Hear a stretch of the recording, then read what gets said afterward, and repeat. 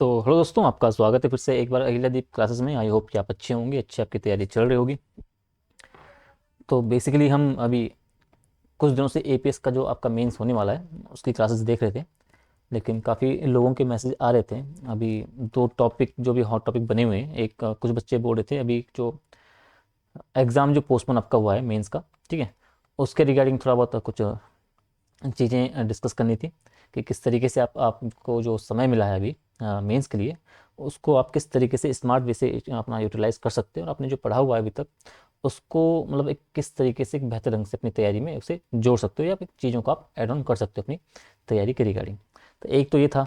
और सेकंड जो काफ़ी बच्चे बोल रहे थे अधिकतर, वो आपका ये था कि अभी जो अपर और जो लोअर का जो मेन प्रीलिम्स होने वाला है जून जुलाई में, जो आपकी एक्सपेक्टेड डेट देर की आयोग ने तो उसके रिगार्डिंग काफ़ी बच्चों के मैसेज थे कि किस तरीके मतलब किस तरीके से उन तैयारी को लेके अपर और लोअर को किस तरीके से उन्हें टैकल किया जाए। तो आज की क्लास में हम देखने वाले हैं आपका कि अभी जो मेंस आपका जो होने वाला है, जो आपका पोस्टपोन हुआ है, उसको लेके हम क्लास में देखेंगे चीज़ों को कि किस तरीके से आप बेहतर ढंग से उसकी तैयारी आप कर सकते हो, ठीक है। इसके अलावा जो अपर लोअर का जो बात है अभी, इसका जो कंसर्न बेसिकली, तो हम इसको अगली क्लास में हम देख लेंगे, ठीक है। बाकी एपीएस की भी कुछ क्लासेस आपकी कंटिन्यू आ रही है, उसमें भी कुछ क्लासेस बची हैं, वो भी हम साथ साथ देखते हुए चलेंगे, ठीक है। तो आज जो बेसिकली आपका हम देखने वाले हैं वो आपका है कि भाई जो आपका एपीएस का नहीं, सॉरी, जो आपका मेंस का बेसिकली जो आपका क्लासेस जो पोस्टपोन हुई है, जो मेंस का जो आपका जो एग्जाम जो पोस्टपोन हुआ है, उसको आप किस तरीके से टैकल करें, किस तरीके से आप बेहतर ढंग से उन्हें प्रिपेयर कर सकते हो, ठीक है। तो अभी आपका जो मीन्स होने वाला था बेसिकली आपका हो गया है पोस्टपोन, ठीक है। होने वाला था क्या, मतलब जो होना चाहिए था वो हुआ नहीं, उसकी टाइम आगे चलेगी।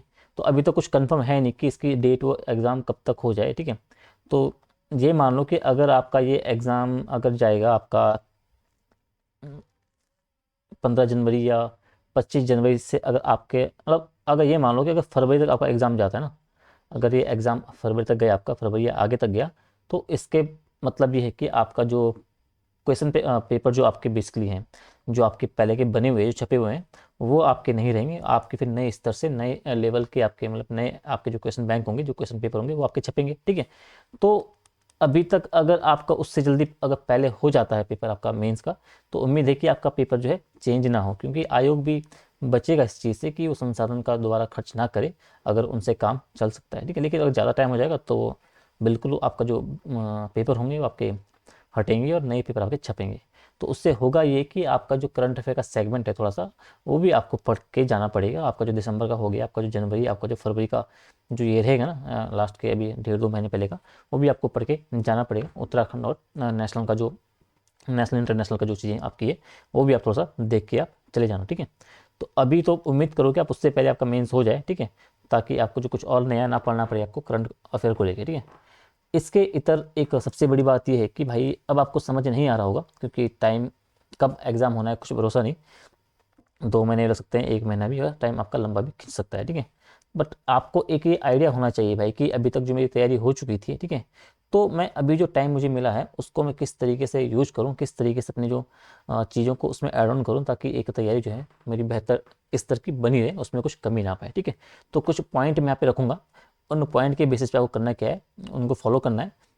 फॉलो करना ना करना आपकी मर्जी है, मेरा एक दायित्व है बताना कि किस तरीके से आप क्या है अपना जो तैयारी है मेंस की, उससे आप और बेहतर ढंग से कर सकते हो अभी जो आपको टाइम मिला है, ठीक है।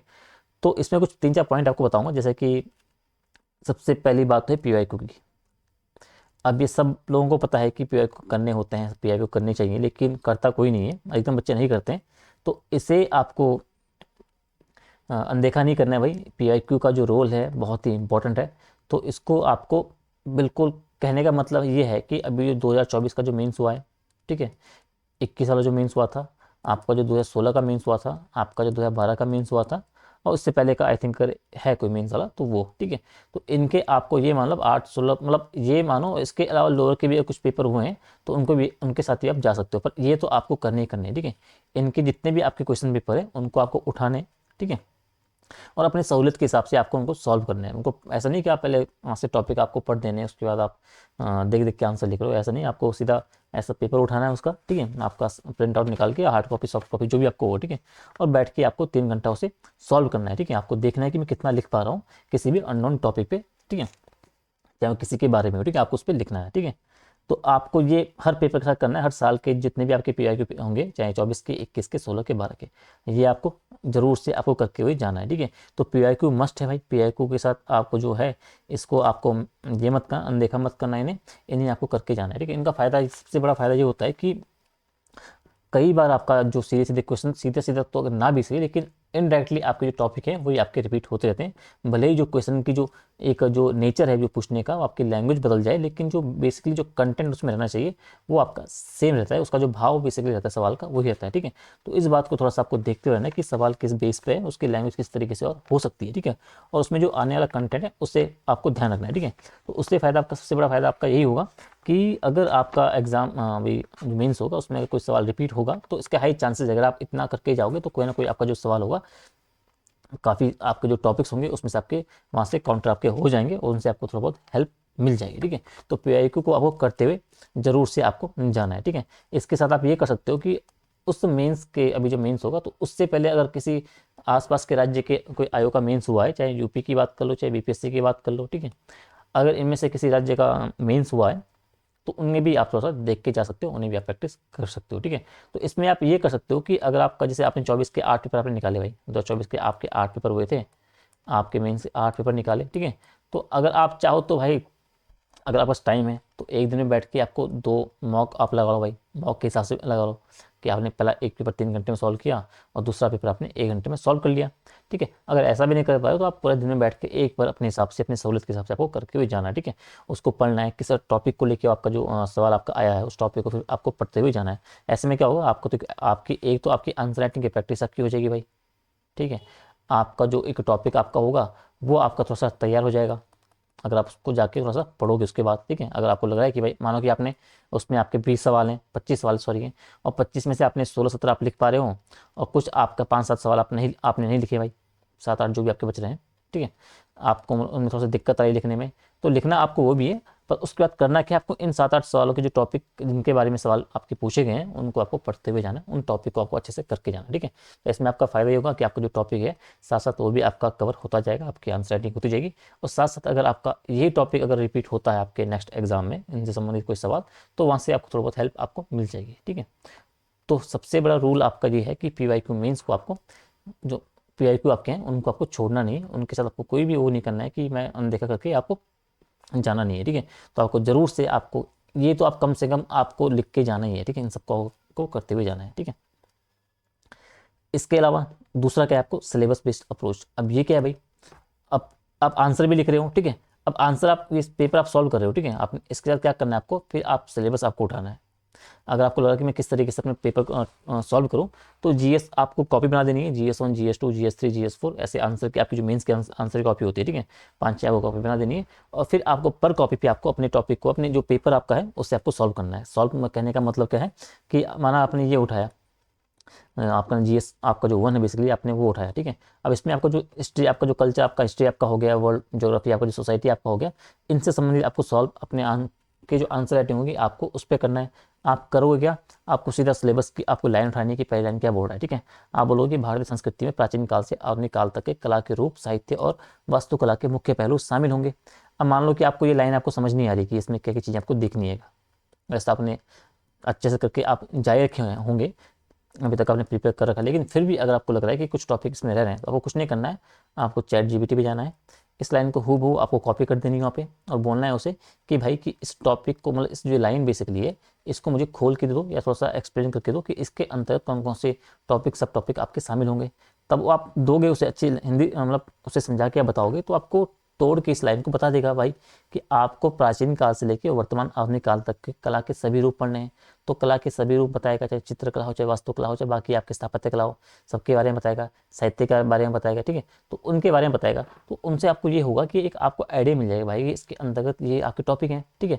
फिर आपको जाना है प्राचीन काल से लेके और आधुनिक काल तक के जो एक हॉट टॉपिक आपके रहे ना, जो आपके जहाँ से आपके हर बार आपके सवाल बनते हैं। जैसे किसकी बात मैं कर रहा हूँ, जैसे अगर आप सिंधु घाटी सभ्यता में चले गए आप, ठीक है, आप प्राचीन काल में चले गए कला के स्वरूप में, ठीक है, अब प्राचीन काल में चले गए आपका, ठीक है, तो आप प्राचीन काल में आप जाओगे, सिंधु घाटी में चले जाओ मान लो, ठीक है, सिंधु घाटी में आप जाओगे तो वहाँ पे जो आपका ये नगर प्रणाली, आपका जो नगर संरचना बेसिकली है उससे संबंधित काफ़ी सवाल आपके क्या है बार बार आपके टकरते हैं, ठीक है। तो वो आपको करते हुए जाना है। आपकी जो ग्रिड प्रणाली है, जो आपकी ढकी हुई नहरें आपकी हो गई, जो साफ सफाई वाला जो आपका सेगमेंट, जो बेसिकली आपको जो कुछ है वो आपको पढ़ते हुए जाना है। वहाँ से आपके सवाल, बहुत बार आपके सवाल पूछने के चांसेस आपके रहते हैं। ये आपका ये टॉपिक हो गया। उससे पहले आपकी जो अजंता की गुफाएं आपकी होगी, जो एल्डोरा की गुफाएं आपकी होगी, वहाँ के जो आपके चित्र मिले हैं उनसे संबंधित आपके सवाल बनते हैं। तो एक टॉपिक आपका ये हो गया, यानी से आपके आप आओगे। फिर आप थोड़ा सा आगे आओगे तो आपका जो बौद्ध टाइम पे जो आपका बौद्ध धर्म है उसको आपको पढ़ के जाना है अच्छे से। बौद्ध धर्म आपका हो गया, जैन धर्म आपका हो गया, समझ लो। इसी में बौद्ध में आपका जो मूर्ति कला का आपका जो कॉन्सेप्ट है, आपका जो गांधार कला, आपका जो पाषाणी कुषाण आप जो है, गांधार शैली आपकी जो है, ठीक है, आपकी अमरावती शैली आपकी जो है, उन सबको आपको पढ़ते हुए जाना है, ठीक है। वहाँ से आपके हाई चांसेस आपके रहते हैं। स्तूप वाला सेगमेंट आपका वहीं बुद्ध के टाइम पे आपको देखने को मिलता है, तो वो आपको पढ़ के हुए जाना है, ठीक है। तो ये आपके हाई चांसेस आ गए जहाँ से आपके सवाल बनने के चांसेस आपके रहते हैं। तो इन टॉपिक को आपको करना है। फिर आप और आगे आओगे, आपको फिर आपका जो गुप्तास के टाइम पे आपका स्वर्ण काल का आपका जो पॉइंट ऑफ व्यू है उससे आप देखोगे। उसके आप आगे आओ, सीधा आप भक्ति काल के टाइम पे आ जाओ। भक्ति काल आप देखो, सूफी काल देखो, भक्ति आंदोलन सूफी आंदोलन को देखो, वहाँ से आपके सवाल बनते हैं, ठीक है। कहने का मतलब है कि आपके ये टॉपिक ऐसे है जहाँ आपके हर साल आपके सवाल बनने के चांसेस रहते हैं। हर साल ना भी बने तो हर दूसरे साल आपके सवाल आपसे बनते रहते हैं, ठीक है। तो आपको करना वही है, सिलेबस की आपको सिलेबस बेस्ड आपको अप्रोच अपनानी है, ठीक है। आप सिलेबस ऐसे उठाओगे एक एक लाइन, उनको तोड़ते हुए जाना है, और उनके अंदर को जो आपके है टॉपिक बेसिकली हैं, जैसे इस लाइन के अंदर मैंने 5-6 आपको टॉपिक दे दिए भाई ये, ठीक है।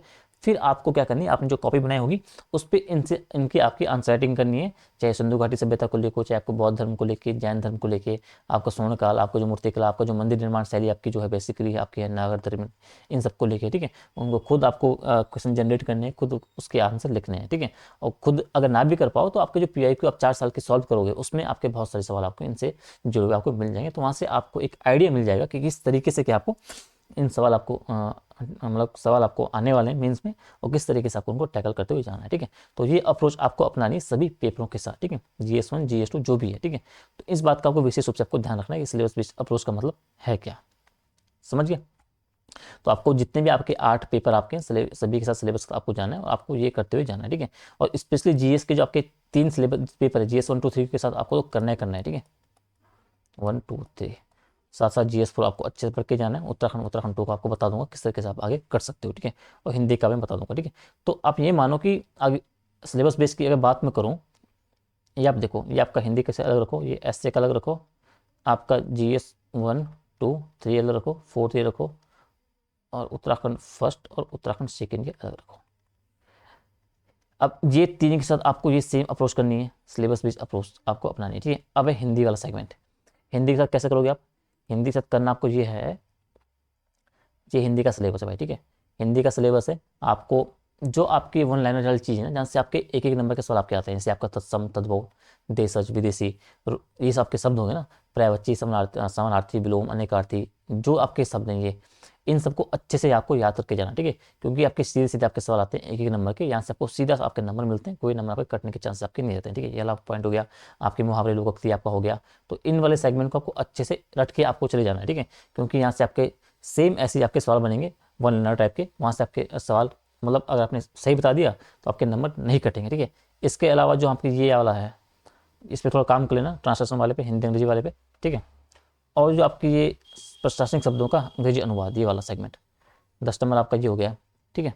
तो ये सवाल ऐसे हैं, अगर आपने पढ़े हुए हैं, आपको पता है, आपने लिख दिया, तो आपको सीधा सीधा नंबर बिना कटे, मान लो आपके 10 नंबर 10 सवाल, आप 10 आपके पास पॉइंट, आप मतलब 10 क्वेश्चन आ गया आपके पास, इसे आपको ट्रांसलेट करने के लिए प्रशासनिक शब्दों वाले, ठीक है। आपको 10 पता है, तो आपने 10 लिख दिए, तो बड़ी आसानी से आपको 10 नंबर वहाँ मिल जाएंगे, ठीक है। तो ये आपके हाई चांस है जहाँ से आपके हिंदी के नंबर आपके बढ़ सकते हैं। साथ ही आपका जो पत्र लेखन वाला आपका एरिया है, 15 नंबर का सेगमेंट है, ठीक है, ये वाला, इसको आपको अच्छे से करके जाना है भाई, ठीक है। यहाँ से आपके चांसेस, आपके हाई चांसेस रहते हैं, मतलब चांसेस तो आपके रहेंगे, लेकिन यहाँ से आपका ये है कि आप इन टॉपिक से अपने नंबर जो है हिंदी के बढ़ा सकते हो, ठीक है। और यहाँ से आपके नंबर अच्छे खासे लेवल पे आपके आ सकते हैं, ठीक है। तो इस वाले हिंदी को आपको इस तरीके से करके जाना है। ये वाले यूनिट आप इस तरीके से कर लेना, और बाकी जो आपकी बाकी चीज़ें हैं, वाक्य रचना आपकी हो गई है, जो आपकी ये है ना, इन सब की आपको एक एक छोटी छोटी आपको परिभाषा आपको याद करते हुए जानी है, ठीक है। कैसे ये उपसर्ग प्रत्यय संधि क्या होता है, समास क्या होता है, लिंग क्या होता है, सर्वनाम क्रिया संज्ञा, इन सबको, ठीक है, एक छोटी छोटी परिभाषा याद करके चले जाना। और उनके जितने भी आपके गुण वगैरह हैं वो आपके जो मतलब जितने भी आपके चीज़ें उनके अंतर्गत हैं, कितने प्रकार के होते हैं, वो सब आपको थोड़ा सा देखते हुए जाना, ठीक है। तो इस तरीके से अगर हिंदी करोगे आप तो हिंदी वाला सेगमेंट आपका अच्छा खासा इस तरीके से आपका हो जाएगा, समझ गए। ऐसे का सेम वही है, ऐसे का आपको हर वीक आप ऐसे लिखो भाई, हर वीक या 2-3 दिन में आप ऐसे लिखते रहो, ठीक है, किसी भी टॉपिक पे। टॉपिक मैंने प्रीवियस ईयर मतलब मैंने आपकी जो वीडियो बना रखी है वहाँ आपको टॉपिक मिल जाएंगे जहाँ से आपके ऐसे आपके बनने वाले हैं, तो उनसे आप हेल्प ले सकते हो, तो ऐसे आपको वहाँ से हो जाएगा, ठीक है, अच्छा खासा तैयार। GS 1 2 3 का मैंने बता दिया, GS 4 आप अच्छे से करके जाना, ठीक है, 200 नंबर का पेपर है, यहाँ से आपका अच्छे खासे नंबर आप खींच सकते हो अपना, ठीक है। अब उत्तराखंड फर्स्ट उत्तराखंड सेकंड का आपको मैं भी आगे बता दूंगा, ठीक है। तो सिलेबस बेस्ड अप्रोच आपको अपनानी है अपने सब बाकी चीज़ों के लिए, ठीक है। मॉक पेपर, ठीक है, ये आपका हो गया। आपने वो 4 साल के पेपर आपने देख लिए भाई, आपने सॉल्व कर लिए। अब इसके अलावा क्या करना है आपको, मॉक पेपर आपको लगाना है, ठीक है, मॉक प्रैक्टिस आपको करनी है। मॉक पेपर कैसे, मॉक पेपर आपको कोशिश करनी है कि आपको 2 पेपर आप सॉल्व करने की आदत डालो पर डे के हिसाब से। जैसे 9 से 12 आपने एक सॉल्व कर लिया और अगला आपने 2 से 5 आपने सॉल्व कर लिया।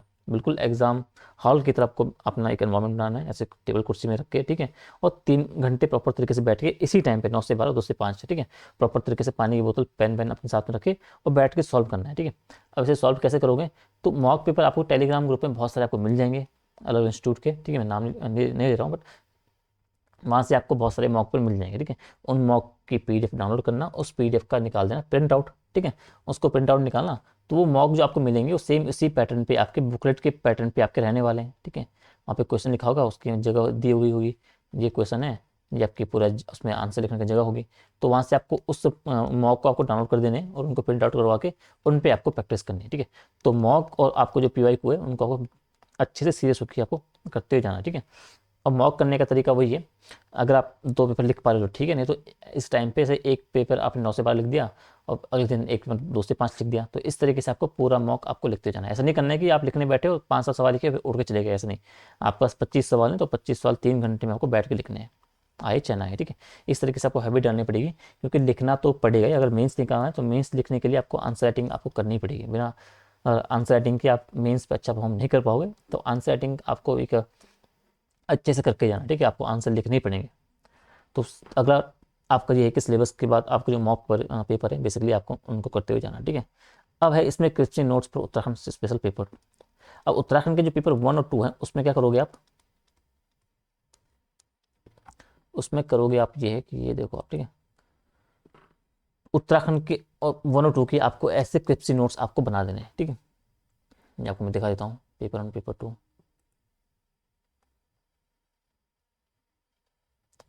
ठीक है, ये उत्तराखंड पेपर 1 है, ये पेपर 2 है, ठीक है। इस तरीके से आपको क्वेश्चन नोट्स बना देने, ठीक है। ये आपको एक तो आंसर राइटिंग में काम आएंगे, ठीक है, क्योंकि आप ऐसे पॉइंट आपके पास रहेंगे। साथ ही साथ आप जब वहाँ जाओगे कहाँ एग्जाम देने, ठीक है, तो ये रिवीजन के लिए बहुत अच्छे आप हेल्पफुल आपके रहते हैं, ठीक है, क्योंकि वहाँ पे इतनी सारी किताबें आप तो ले जा नहीं पाओगे, तो आपका जितने कम नोट्स होंगे उनसे आपका रिवीजन काम आपका बड़ी आसानी से आपका हो जाएगा, ठीक है। तो आप बड़ी आसानी से क्या करोगे, एक दिन पहले ही आप अपने थर्ड डे के दिन ही शाम को और आपने जो बेसिकली उत्तराखंड के दोनों पेपर है उनका रिवीजन आप बड़ी आसानी से आप कर पाओगे। इस तरीके से आपको एक प्रत्येक टॉपिक के जो आपके इंपॉर्टेंट टॉपिक हैं, एरियाज हैं, वहाँ से आपके इनके नोट्स आपको बना के लेके जाना है, ठीक है। जैसे मैंने ये कर रखा है, आपको मैं दिखा देता हूँ, ठीक है, ये देख लो आप इस तरीके से, ठीक है। तो मैंने कोशिश की थी कि भाई ये नोट्स अपने जो मैंने जब मैंने तैयारी की थी, जब मैंने तैयार किया था सिलेबस अपना ये सब्जेक्ट, तो इस तरीके से मैंने पूरा सिलेबस जो आपका उत्तराखंड फर्स्ट उत्तराखंड सेकेंड था, इस तरीके से मैंने पूरा अपना प्रिपेयर कर लिया था, अपना तैयार कर लिया था, किस तरीके से सवाल आपके वहाँ के बन सकते हैं और किस तरीके से मैं उनके आंसर लिखूंगा, ठीक है। जैसे आपके जो हो गया 18 सितंबर क्रांति में उत्तराखंड की भूमिका क्या थी, इस तरीके से प्रॉपर तरीके से उत्तराखंड बिहार आंदोलन, ठीक है, दोनों में पेपर 1 पेपर 2 शिक्षा का अधिकार, ये सब, ठीक है। ये देखो देखो आप स्मार्ट अप्रोच आपको अपनानी, ठीक है, वही जो आपको शुरू से आपको बोलता आया हूँ, संस्थागत प्रयास, योजनागत, नीतिगत और अन्य प्रयास, इस तरीके से आपको लेके चलना है, समझ गए।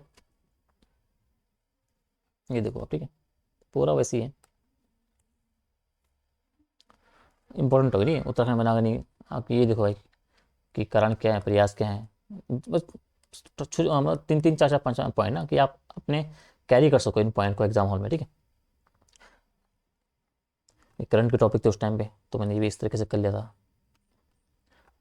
थोड़ा सा कुछ, ठीक है। इस तरीके का वो स्मार्ट तरीके से आपको नोट्स बना के जाना है, ताकि आप रिवीजन के टाइम पे आप थोड़ा सा आपको बोरियत ना है, आप बड़े फटाफट से उन्हें रिवाइज कर सको, ठीक है। क्योंकि उस टाइम पे ब्रिक्स आपका पिछली बार चर्चा में था, आपका G4 आपके राष्ट्र चर्चा में थी, आपका PM किसान मानधन योजना चर्चा में थी, आपका ये अधिनियम आपका चर्चा में था। तो इस तरीके से आपको जो करंट के टॉपिक में उन्हें आप इस तरीके से कर सकते हो, ठीक है। ऐसे टॉपिक लिखा, उसकी जो कोर बातें हैं जो आपको लगता है कि आंसर सवाल बनेगा तो उसमें आप डाल सको उन पर, ठीक है। तो वही G4 आपका चर्चा में हुए इन सब चीज़ों को लेकर, ठीक है। इस तरीके से आप करंट अफेयर अपना भी तैयार कर सकते हो, ठीक है जी। आप देखो उत्तराखंड के करंट अफेयर में इस सेक्शन तैयार किए थे, समझिए। तो उत्तराखंड के पेपर आपको इस तरीके से आपको तैयार करते हुए जाने हैं, ठीक है, समझिए, ठीक है। तो उत्तराखंड में आपका 1 और 2 आपका इस तरीके से आपका तैयार हो जाएगा, और आप अच्छी खासी स्थिति में उत्तराखंड के संदर्भ में बेसिकली आप आ जाओगे, ठीक है। इसके अलावा क्या कर सकते हो भाई, आपका जो मैप वगैरह हो गया, जो फ्लोचार्ट आपका हो गया, जो डायग्राम्स हो गए, इनकी आपको प्रैक्टिस करनी है कि किस तरीके से आप अपने सवाल में इनका यूज आप कर सको, ठीक है। अब जैसे मैं पेपर यहाँ पे उठाऊँ, क्योंकि वैसे करने से क्या हो कि आपका अगर एक नंबर भी आपके आंसर में बढ़े तो आपका फाइनल स्कोर काफ़ी अच्छा हो सकता है, आप काफ़ी बाकी बच्चों के कंपेरिजन थोड़ा सा आगे आप जा सकते हो, ठीक है। अब जैसे